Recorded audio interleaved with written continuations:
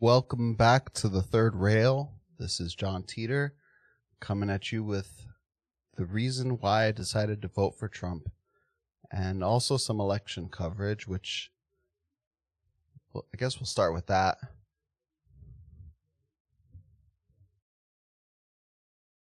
Because it looks like Trump won. He took Pennsylvania and that put him over. He's at 65 million popular vote. Looks like he's going to take both the popular vote and the electoral college. Arizona should be an easy one for him. Michigan and Wisconsin, who knows? And Nevada, that's one that we've been kind of predicting that he will take. So it's looking like it's all in line. And Minnesota, I don't think anyone really thought he would win, but he won pretty big. Not so much on the election. Has won the popular vote since Bush, but that was because of the war. Before that, you have to go all the way to Reagan's second term. So it's been a while, but looks like we have an undisputed win. No bullshit, oh, he didn't win the popular vote. That's not going to happen this time. So why did I decide to vote for Trump? Well, the primary reason is, I was going to sit this one out because I just don't trust Trump. He didn't do well during COVID, and he wasn't giving the same energy, and he said a bunch of things that I didn't like, and then he selected J.D. Vance, and for me that was the turning point. I didn't like Vance. I had a list of about 5 people that I really wanted to see him select for his vice president, and J.D. Vance is an establishment shill. He is a CIA guy. That's where he got his money from. Peter Thiel of Palantir, definitely a CIA shell corporation guy who gives out money to people who the CIA uses to do things. So I didn't trust him. I figured either he made a deal or he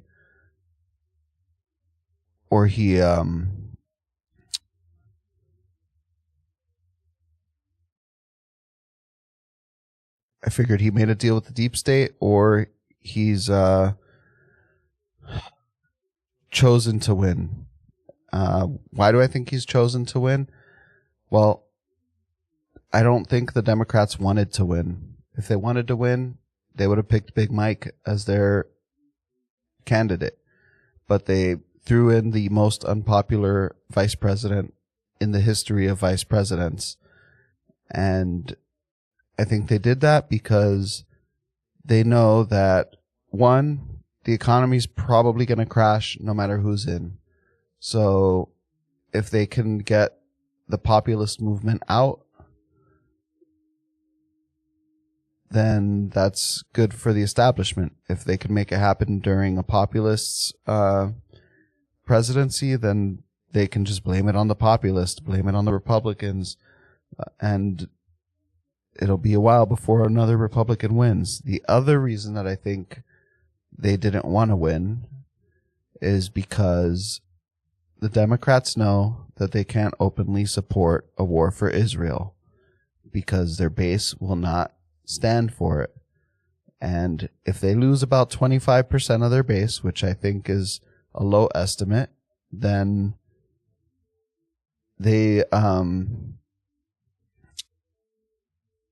those people will vote for Green Party. And then Green Party will get 10% of the popular vote, which will officially make them part of the system. They'll get public funding for their elections. They'll get equal TV time. They'll get automatic 50-state ballot access. And they'll get put on the debate stage. And then the Democrats can never win again because their vote will be split. So that's why I think that they didn't want to win. And, I mean, they keep trying to kill him, so that means that, they're perfectly happy with getting Vance in there. Vance won't do anything. Vance called Trump a Hitlerian threat. I mean, he's slick and he's smooth. And so he speaks really well. He's relatable, but he also happens to be a CIA puppet. So don't trust him. If Trump does get assassinated, which is very likely to happen, Vance is not going to be good for us at all. But let's go into what flipped me on voting for Trump, because I wasn't going to vote for him. And we'll put the... So first here we have Kamala Harris, and she wants to hold social media companies accountable for hate and misinformation. So let's hear what she has to say.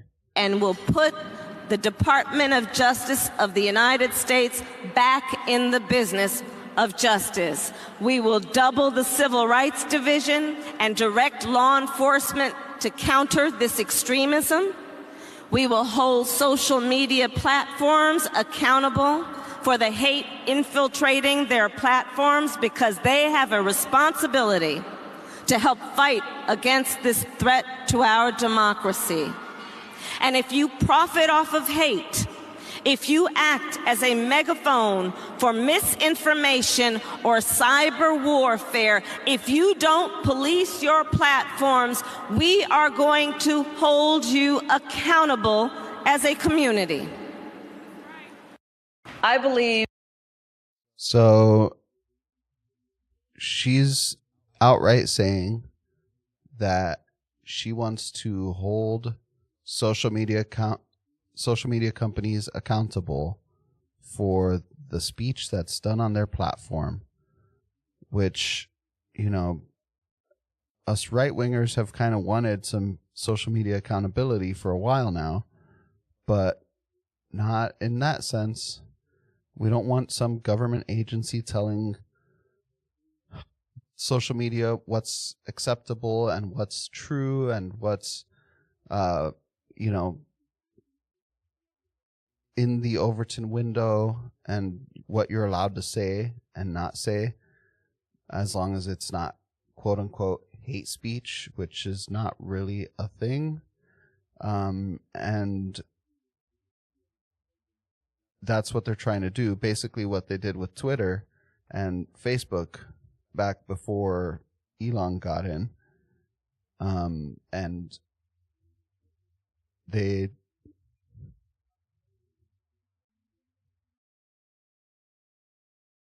just want to censor speech that they don't like. That's really all it is. And it's not just Kamala Harris saying this kind of stuff, but here, let's go to the next video.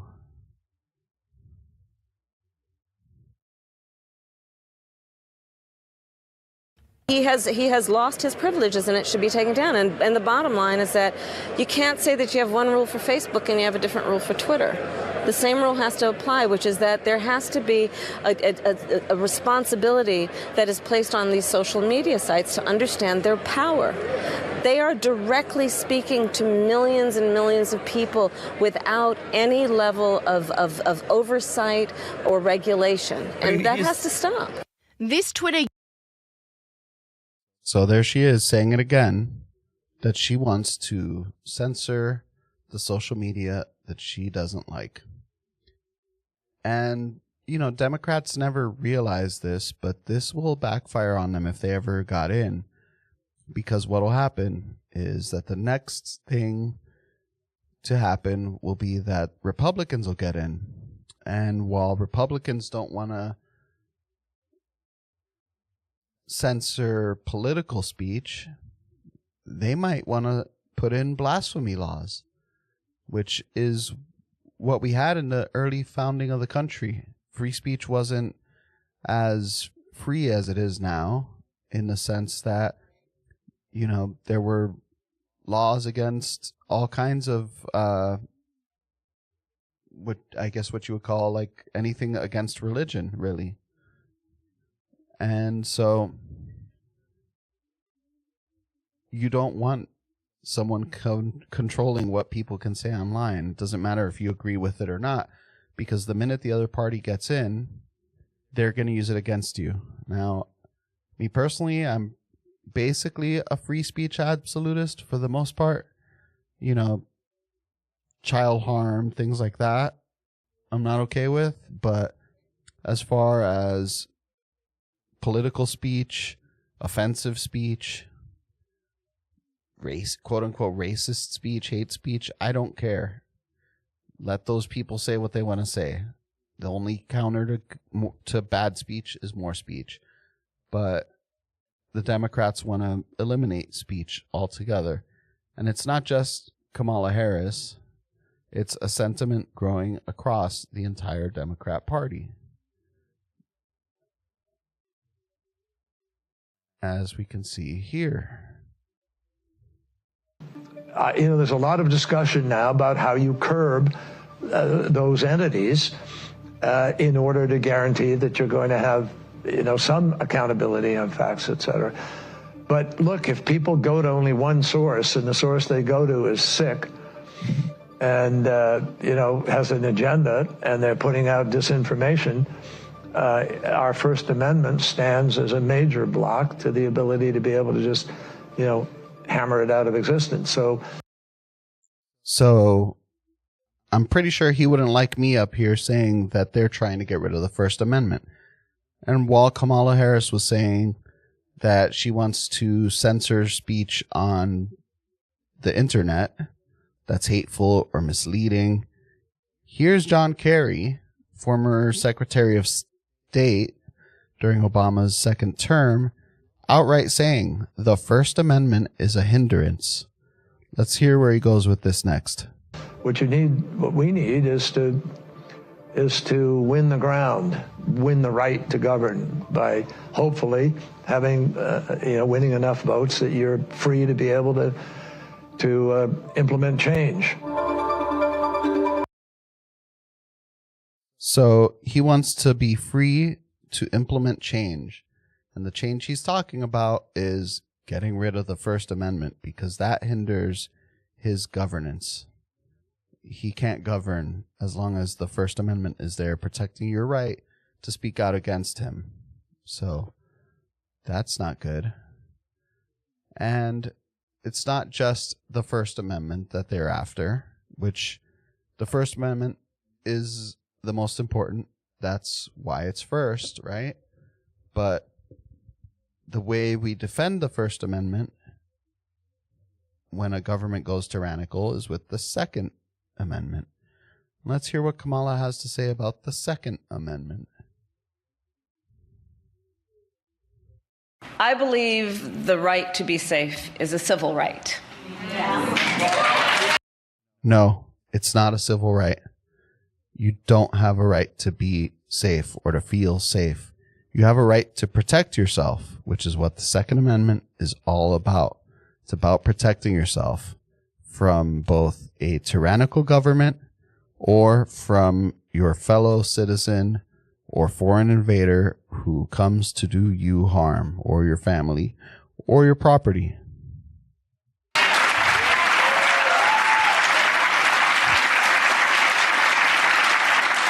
And that the people of America have a right, then, to live, work, worship, and learn without fear of violence, including gun violence.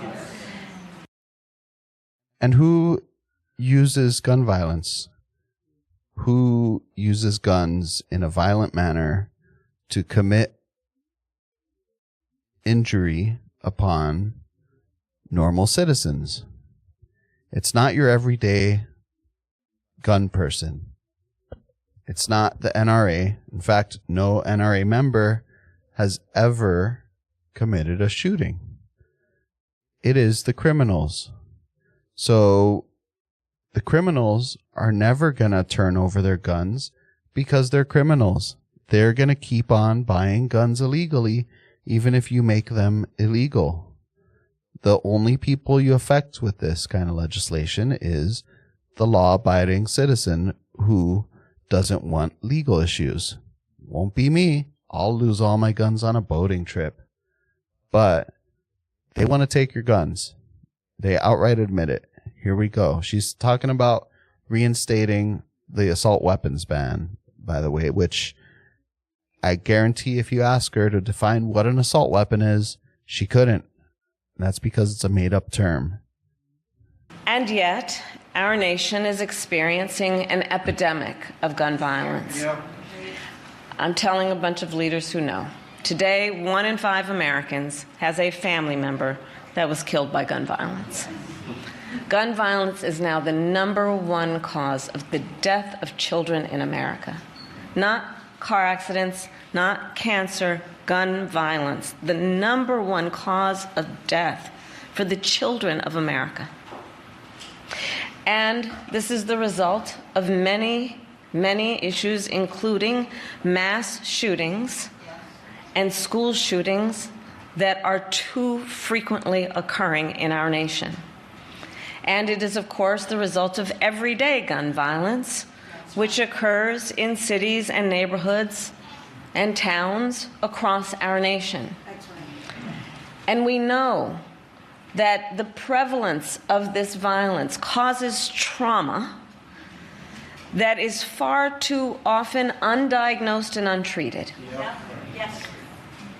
Which means that the effect of it is from that moment and lingers for a lifetime if we don't take seriously what are the seen and visible and unseen injuries that result from this violence. Over the years, I've held the hands of far too many mothers and fathers to try and comfort them after their child was killed by gun violence. And let us all agree, it does not have to be this way. That's right. That's right. We know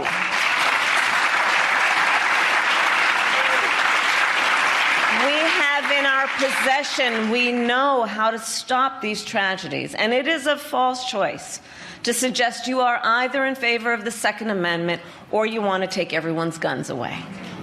I am in favor of the Second Amendment, and I believe we need to reinstate the assault weapons ban.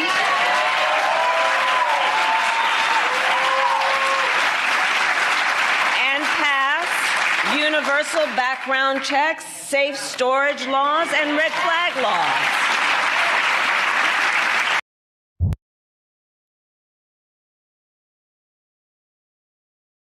We already have universal background checks.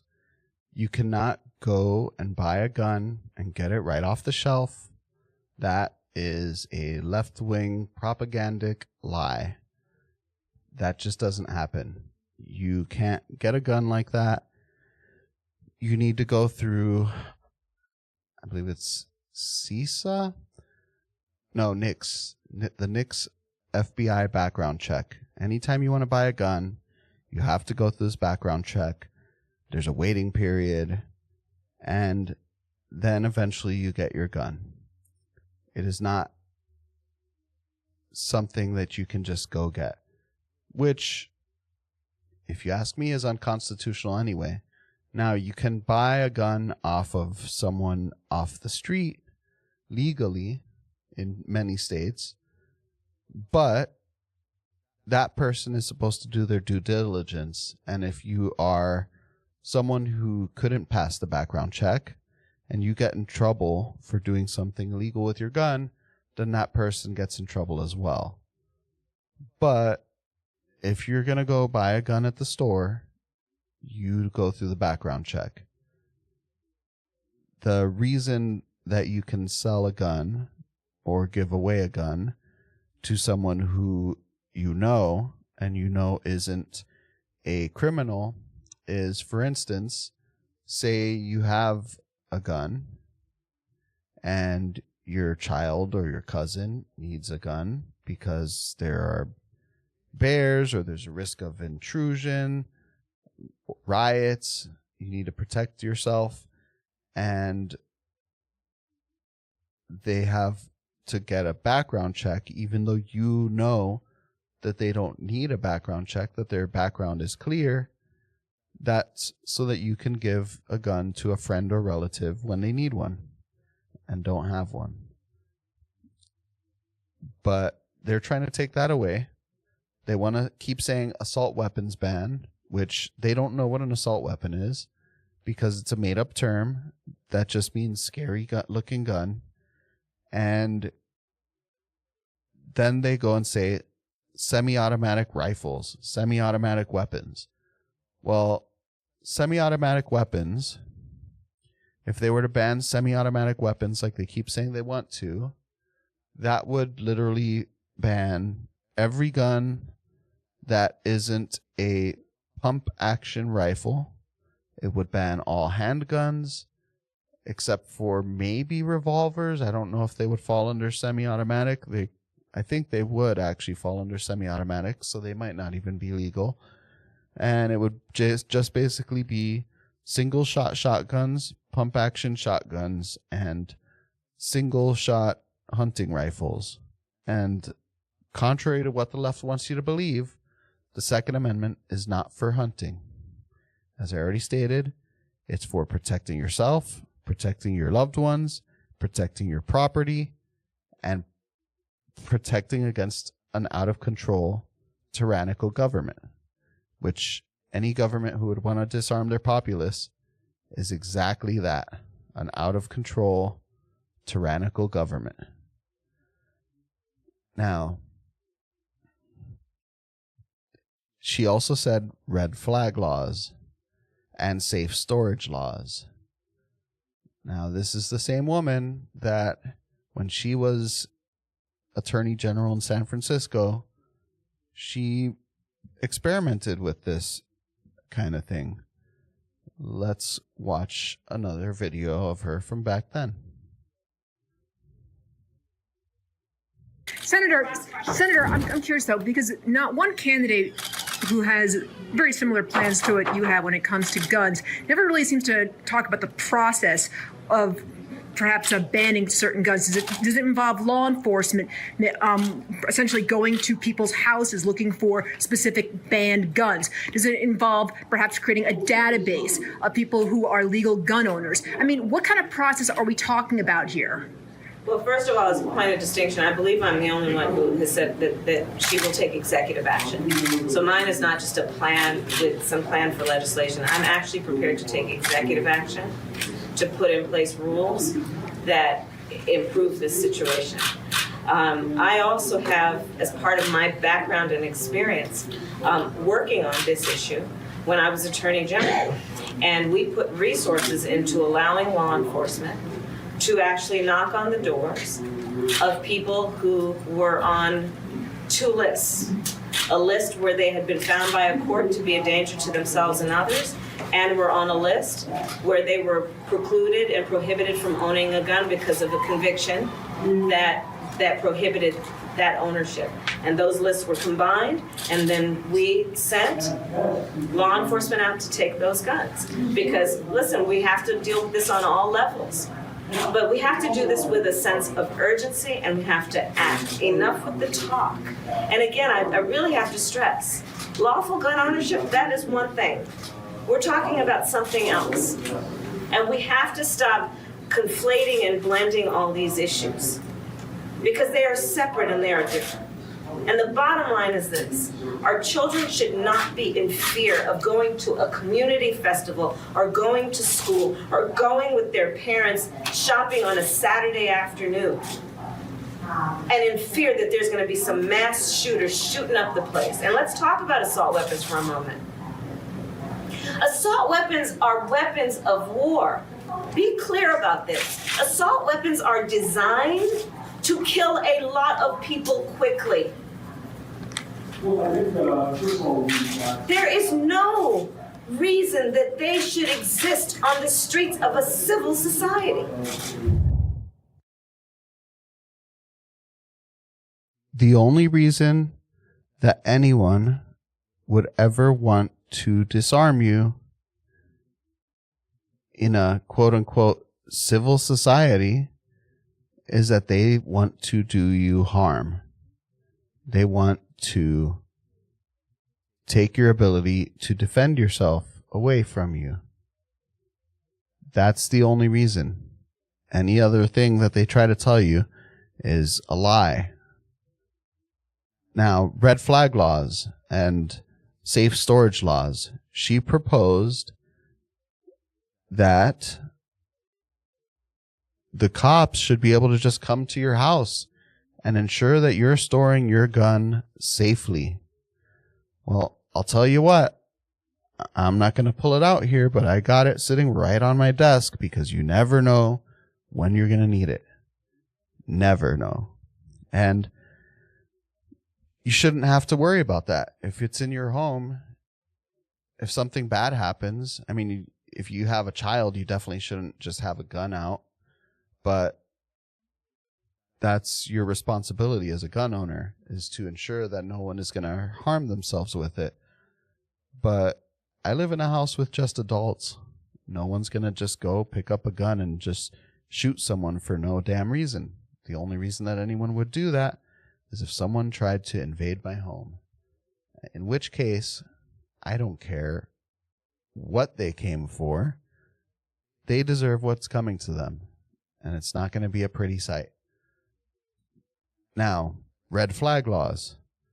What are red flag laws? Well, red flag laws are basically if a person calls the authorities and says, hey, this person is crazy and they own guns, then the cops are allowed to come and take your guns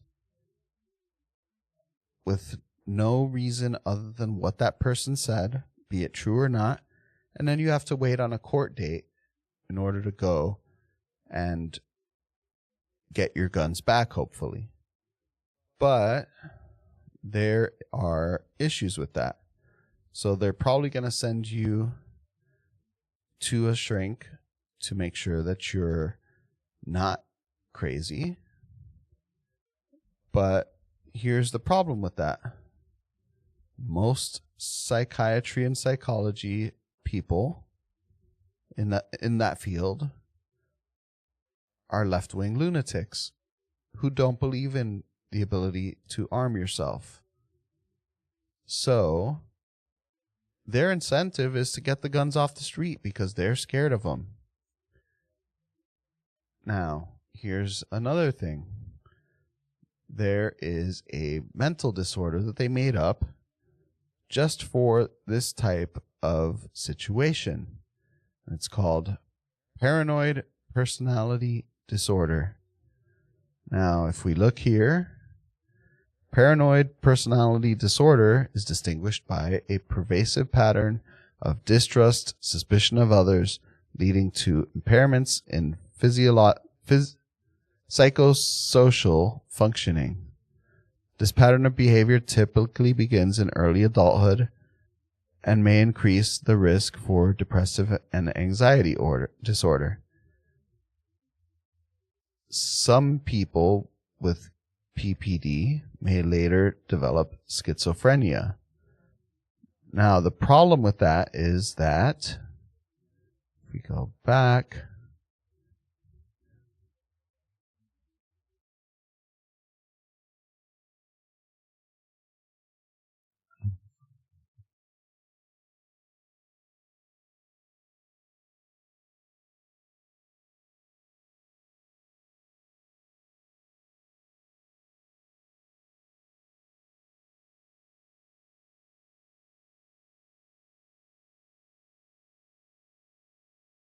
now,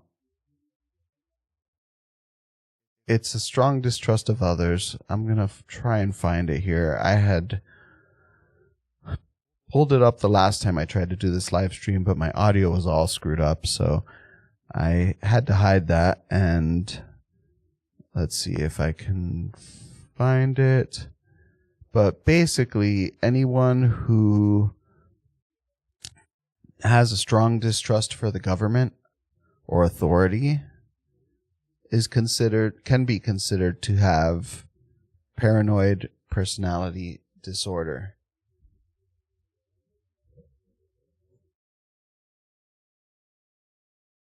And so, as you can imagine, that is most gun owners. Most to a absolutist like myself would tell you that they don't trust the government. So the people who determine whether you can keep your gun or not, well, they make up cognitive disorders that then they can use to take away your rights. And if you think they won't use it, they will, just like they used the Patriot Act to spy on American citizens.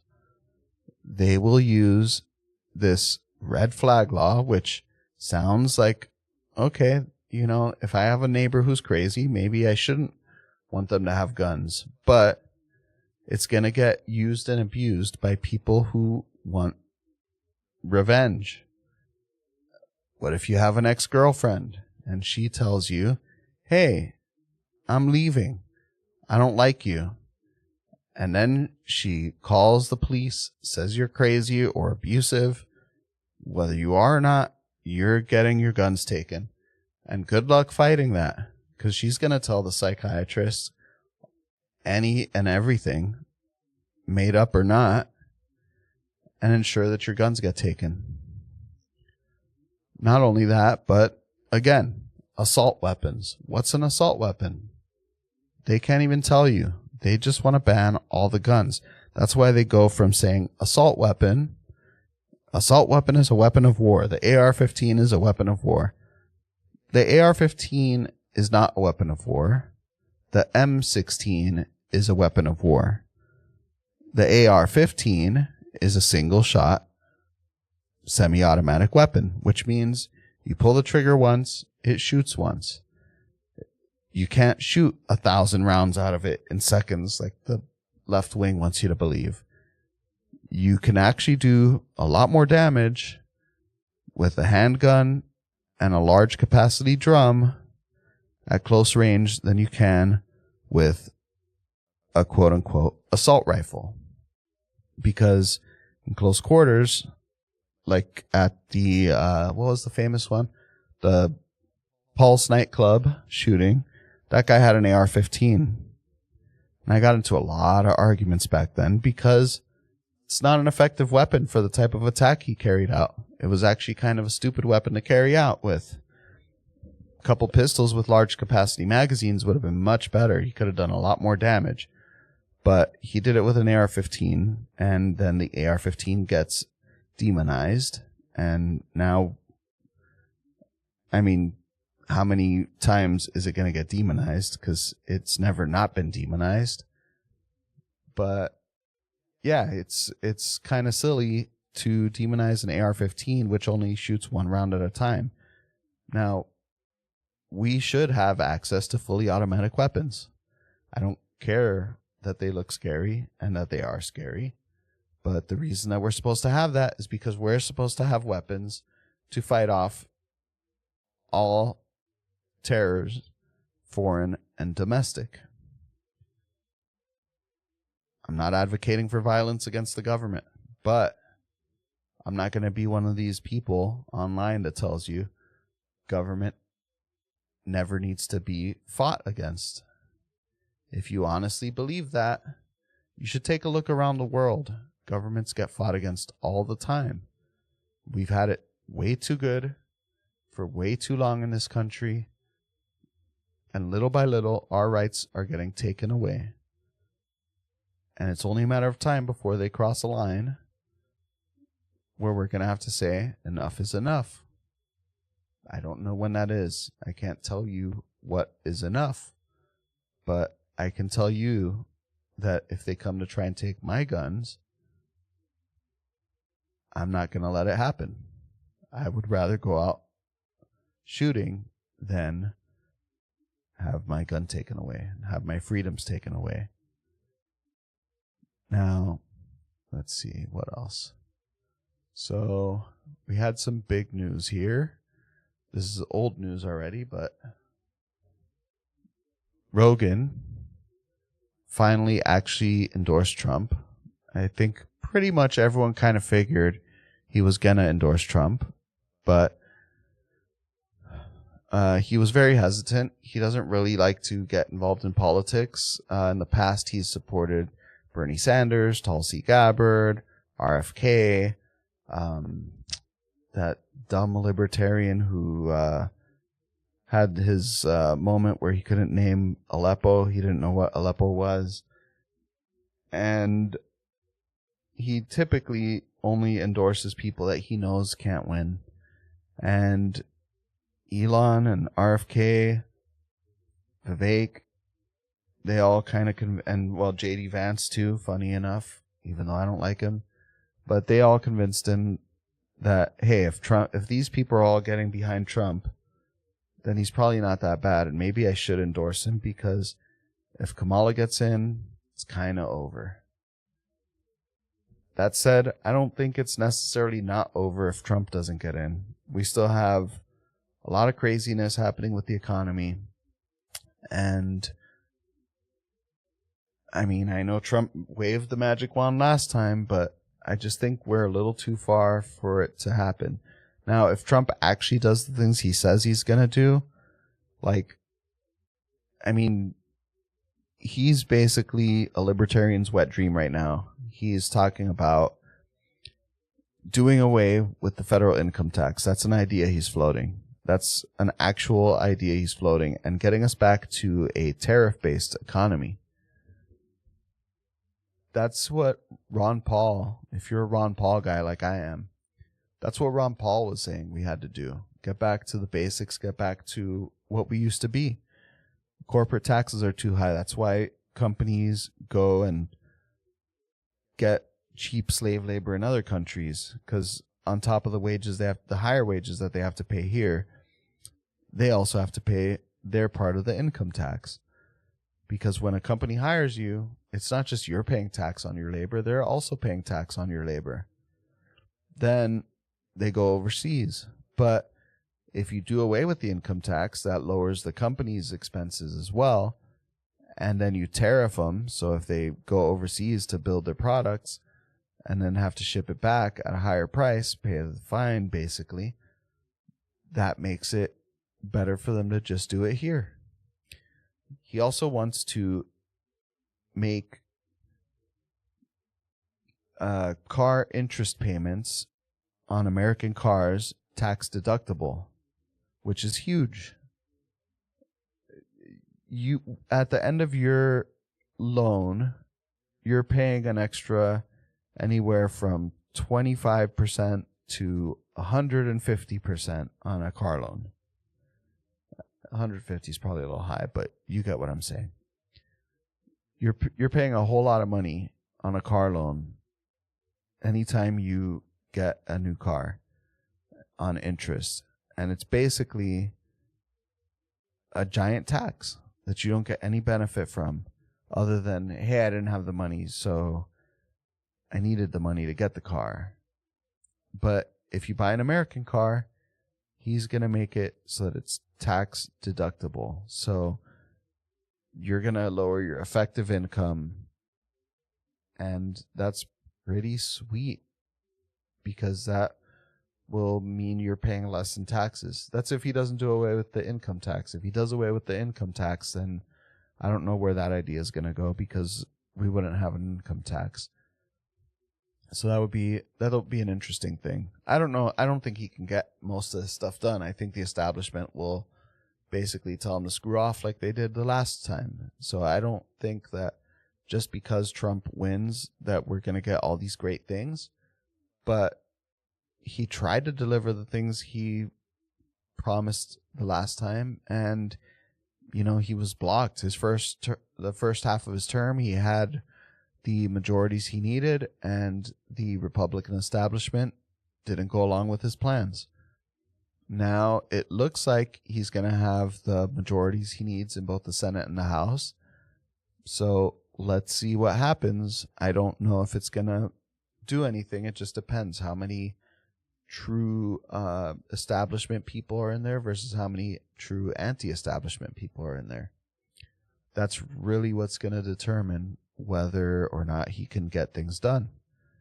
But if he doesn't have enough either anti-establishment people or establishment people who don't want to look bad to their voters, then it'll be the same as last time. Nothing will get done, or nothing permanent. He'll do executive orders, pass stuff that way, and then the minute someone from an opposing party gets in or an establishment Republican gets in, they can just undo it, just like Biden did when he came into office.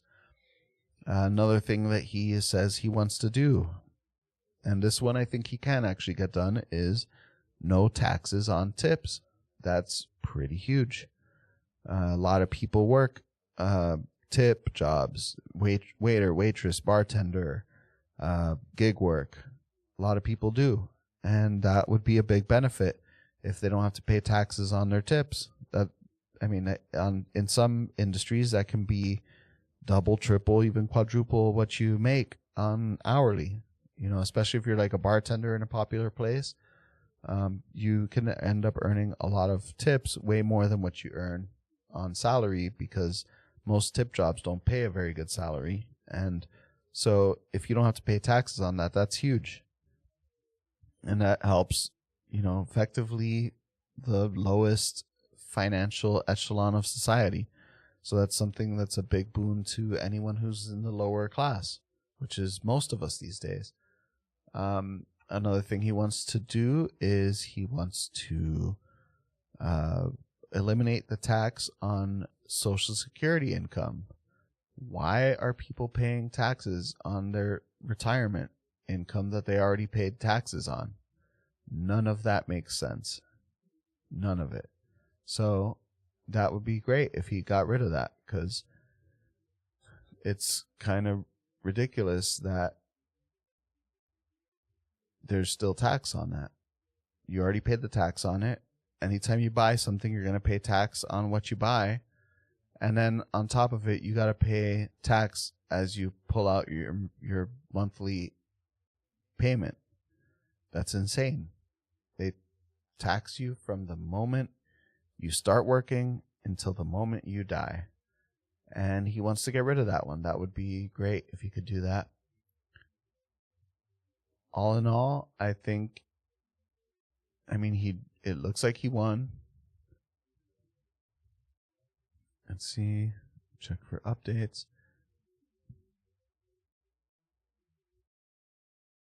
So yeah, he's at 280 to 213.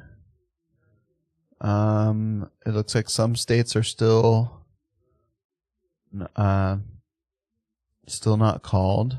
Let's see. So Minnesota, looks like he's not going to win that one. There's still, let's see.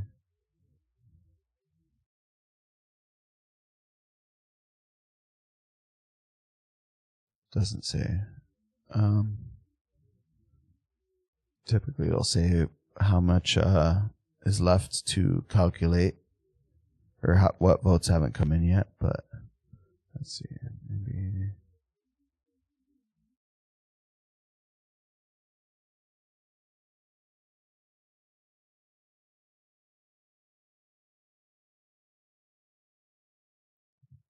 Minnesota, 82% in. Yeah, he's not going to win that one. Michigan, wow.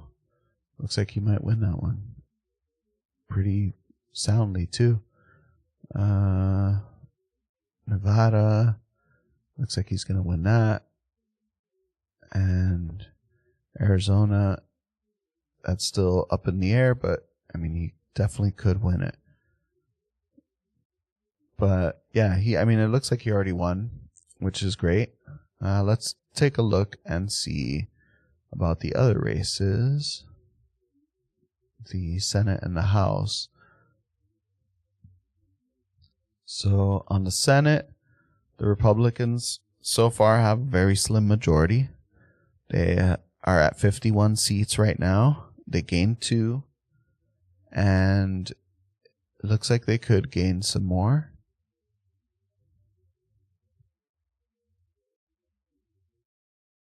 Definitely they could gain some more. If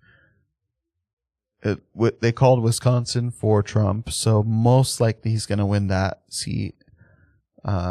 Michigan looks like it's going Trump, so most likely he'll win that seat. Same with Pennsylvania. Montana shouldn't even be in play. That's a red state for sure. Nevada, he should win. Arizona, I mean, it looks like he's losing pretty bad. And I don't see how, because it looks like Trump is winning the state, so I don't know how the Republicans are losing that one, but they are. Yeah, over a 99% chance that they win the Senate, which it looks like they already have. So now it's just a matter of how big of a margin will it be. And then let's see, the House. The House is still up for grabs, but the Republicans have won two seats, and the Democrats have lost 2 seats. And it looks like they have a 65% chance to win. The House is a little odd because it's not by the state, it's by regions in the state. And each region votes for its candidates, unlike the Senate, where everyone in the state votes on their senator, because there's only 2 per state. But it looks like it's going to be close. But I think the Republicans should get a slight majority. Anything that is not Democrats having the majority in either of these 2 is great. I mean, a supermajority would be awesome, but that'll never happen. The country is so divided, I can't foresee it happening. Definitely not with Trump, because the media has portrayed him as, the evil mustache guy this whole time. And from the votes, it seems like a lot of people have broken out of that brainwashing, because, I think he won 46% of the Hispanic vote, is what I had heard about an hour ago or so. And I don't know how he did with the black vote, but he was polling at, I think it was 28% amongst black men, a little lower amongst black women. But it's always been said that if a Republican could get 20% of the black vote, they would be unbeatable. And it looks like there's a big shift in the black vote and the Hispanic vote. So we'll see what happens in the future. We'll definitely be discussing it here. We're definitely going to keep an eye on Trump, because I still don't trust him 100%. And if he does bad things, I'm going to call him out. If he does good things, I'm going to praise him for them. But like, share, comment, subscribe, and we'll be here even though the election season is over. We'll still be streaming, so keep an eye out. If you got any video suggestions, leave them in the comments, and I will be watching, replying, and eventually I want to start doing some longer form deep dive documentaries as well. So if you got any ideas for any of that stuff, let me know and we'll get to work on them. Take care, guys. Enjoy the win, and good night.